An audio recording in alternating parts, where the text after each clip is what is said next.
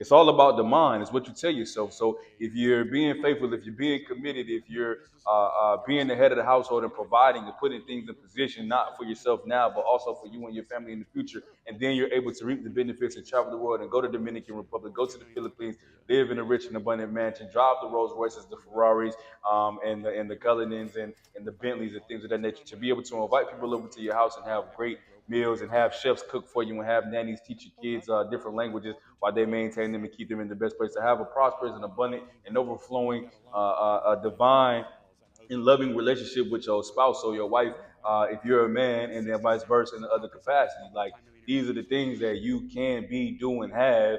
And I'm speaking to the people in regards to my cultured individual, my melanated individual specifically. If you black, you got to be able to shift your mindset and understand that you're here in this world to win.